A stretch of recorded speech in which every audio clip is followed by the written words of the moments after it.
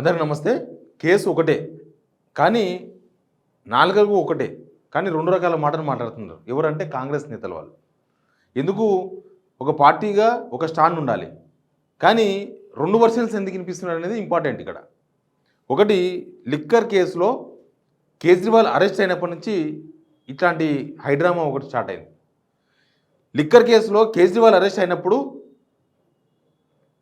కాంగ్రెస్ నేతలు చేసింది ఏంటంటే, ఈడీ సిబిఐలు బీజేపీకి పెంపుడు కుక్కల్లాగా వ్యవహరిస్తున్నాయి. వాళ్ళు ఎవరినంటే ఎవరి మీదకంటే వాళ్ళ మీదకి వదిలేస్తున్నారు. కాబట్టి కేజ్రీవాల్ని అరెస్ట్ చేసిన అన్నారు.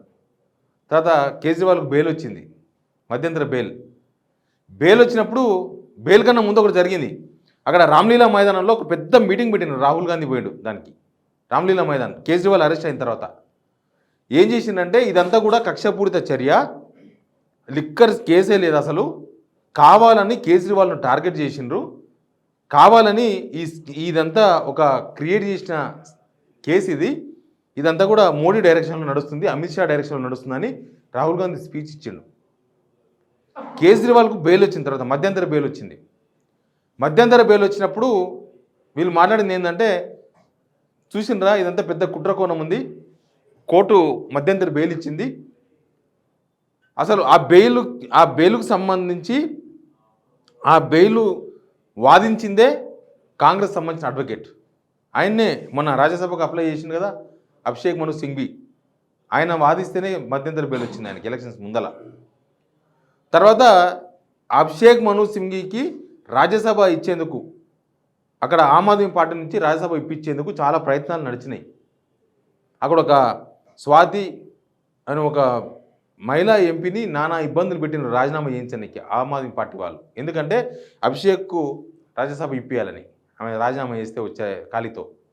కానీ ఆమె రాజీనామా చేయలేదు. పెద్ద కేసు అయింది, మీకు అందరికి తెలుసు. పిఏ ఏమో అన్నాడని, కేజ్రీవాల్ ఇంట్లోనే ఇట్లా దారుణం జరుగుతున్నాయని, ఇట్లాంటి చాలా ఆరోపణలు అయిపోయింది. అది ఆమె మాత్రం రాజీనామా చేయలేదు. లాస్ట్కు అదే కాంగ్రెస్ పార్టీ మళ్ళీ అభిషేక్ మను సింఘ్కి తీసుకొచ్చి ఇక్కడ రాజ్యసభ ఇచ్చింది, హైదరాబాద్లో, తెలంగాణ రాజ్యసభ పదవి ఆయనకి ఇచ్చారు. అయితే కేజ్రీవాల్ను అరెస్ట్ చేసినప్పుడు, కేజ్రీవాల్కు బెయిల్ ఇచ్చినప్పుడు కేజ్రీవాల్ మద్దతుగా వీళ్ళు సభ పెడతారు, సభలో మాట్లాడతారు. కేజ్రీవాల్ని అరెస్ట్ చేయడం అనేది ఒక కక్షపూరిత చర్య, ఈ కేసే పెద్ద స్క్రీన్ ప్లే అని. అయితే కవిత విషయానికి వచ్చేసరికి లిక్కర్ కేసు స్కామ్ అయ్యింది, ఈ స్కామ్లో 100 కోట్లు మార్చుకున్నారు, అన్నీ వచ్చేస్తాయి తెర మీదకి.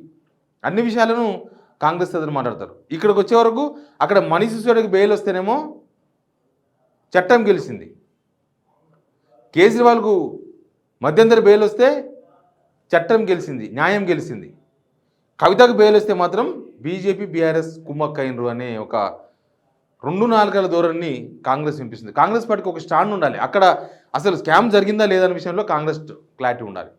స్కామ్ జరిగినప్పుడు కేజ్రీవాల్ అయినా ఒకటే, మనీష్ సిసోడియా అయినా ఒకటే, కవిత అయినా ఒకటే, ఇంకెవరైనా సరే ఈ కేసు జరిగింది, ఖచ్చితంగా లిక్కర్ స్కామ్ జరిగింది అని కాంగ్రెస్ పార్టీ అనుకుంటే దాన్ని ఖచ్చితంగా అందరూ ఆ స్కామ్లో నిందితులే, అందరికీ శిక్ష పడాల్సిందే, అందరికీ సేమ్ వర్తిస్తుంది. జరగలేదన్నప్పుడు మీరు ఒక రాజకీయ పార్టీగా ఇదంతా జరగలేదు, ఇదంతా కూడా ఒక స్క్రీన్ ప్లే, అసలు స్కామే లేదు, ఏమీ లేదని మీరు అనుకుంటే అసలు ఇవన్నీ అందరి విషయం ఒకటేలాగా ఉండాలి. కానీ కవిత విషయంలో ఒకలాగా ఉంటున్నారు, కేజ్రీవాల్ విషయంలో ఒకలాగా ఉంటున్నారు. ఎందుకు? ఆమ్ ఆద్మీ పార్టీ మీ ఇండియా టీంలో ఉందనా? అసలు అవినీతి జరిగిందని మీరు అనుకుంటున్నప్పుడు, లిక్కర్ స్కామ్ ద్వారా అవినీతి జరిగిందని మీరు భావిస్తే అసలు అట్లాంటి పార్టీని మీ ఇండియా టీంలో ఎందుకు చేర్చుకున్నారు అనేది ఒక పాయింట్. అసలు కాంగ్రెస్ పార్టీ అవినీతి ప్రోత్సహిస్తుందని సంకేతాలు ఇవ్వదలుచుకున్నారా? ఒక రాజకీయ పార్టీ లిక్కర్ స్కామ్లో ఉన్న పార్టీని ఇండియా టీంలో పెట్టుకోవడం దాని అర్థమైంది. అయితే లిక్కర్ స్కామ్ ఏమీ లేదని మీరు చెప్పినట్లుగా లేదు అని భావించి మీ ఇండియా టీంలో చేర్చుకున్నారా ఆమ్ ఆద్మీ పార్టీని? ఇది ఒక పొలిటికల్ డ్రామా, ఇదంతా ఒక పొలిటికల్ డ్రామా లాగా కనిపిస్తుంది. లిక్కర్ స్కామ్ జరిగిందా లేదా అనే విషయాన్ని కోర్టు తెలుస్తుంది. ఈడీ సిబిఐ ఉన్నాయి, వాళ్ళు ఎంక్వైరీ చేస్తున్నారు. చాలామంది నాకు కింద కామెంట్ కూడా చేస్తున్నారు, అంటే స్కామ్ జరగలేదని మీరు అనుకుంటున్నారా అని. స్కామ్ జరిగిందో లేదో కోర్టు తెలుస్తాయి, మీరు అనుకుంటే నేను అనుకుంటే కాదు.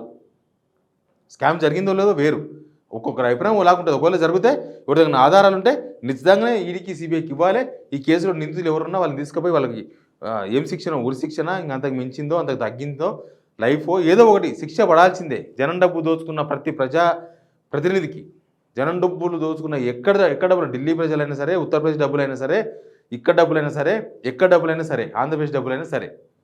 ఇప్పుడు చూసినాం కదా కర్ణాటకలో వాల్మీకి స్కామ్, ఆ డబ్బులు అక్కడ జనాల డబ్బులు, వాళ్ళకు ట్రైబల్ డెవలప్మెంట్ కోసం వచ్చిన డబ్బులు వీడికి వచ్చినాయి, వాళ్ళు కూడా శిక్ష పడాలి. ప్రతి ఒక్కరికి రాజకీయ నాయకులందరూ ఒకటే, రాజకీయ నాయకులందరూ జనాల మీద ఆధారపడి బతికే వాళ్ళు పరాన్న జీవులు, వాళ్ళు మన మీద ఆధారపడి బతుకుతారు, మన డబ్బులు దోచుకొని బతుకుతారు, మన ఆస్తులు దోచుకొని బతుకుతారు. కాబట్టి ఎక్కడ స్కామ్ జరిగినా వదిలిపెట్టొద్దు. కానీ పార్టీ రాజకీయం ఎట్లా చేస్తున్నది ఇంపార్టెంట్. కాంగ్రెస్ రాజకీయం ఏందని చెప్పే ప్రయత్నమే నేను చేసేది. కాంగ్రెస్ ద్వంద్వ రాజకీయం, కాంగ్రెస్ 2 నాలుగల ధోరణి ఎట్లా ఉంది అని ఎక్స్ప్లెయిన్ చేస్తున్నాను మీకు నేను. ఓలా స్కామ్ జరిగింది అనుకున్నప్పుడు అందరూ తప్పు చేసినట్లే మీ పార్టీ భావనలో.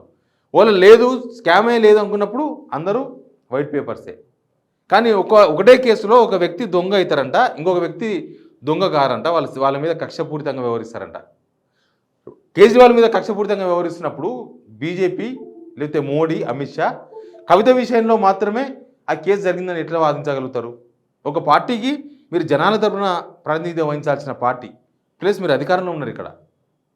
కాబట్టి ఒకటే విషయంలో అక్కడ ఒకలాగా ఇక్కడ ఒకలాగా ఎందుకు? ఒకవేళ స్కామే జరగలేదన్నప్పుడు కవిత కూడా మీరు విమర్శించాల్సిన అవసరం లేదు. స్కామ్ జరిగింది అనుకున్నప్పుడు మీరు రామ్లీలా మైదానంలో బహిరంగ సభ పెట్టాల్సిన అవసరం లేదు. బహిరంగ సభ పెట్టేది మీరే, స్కామ్ జరిగింది అనేది మీరే. ఇది కాంగ్రెస్ పార్టీ ఒకే విషయంలో రాజకీయం కోసం ఒక అంశాన్ని ఎట్లా వాడుకుంటుంది అనే విషయాన్ని చెప్పే ప్రయత్నం ఈ video. Please subscribe signal TV.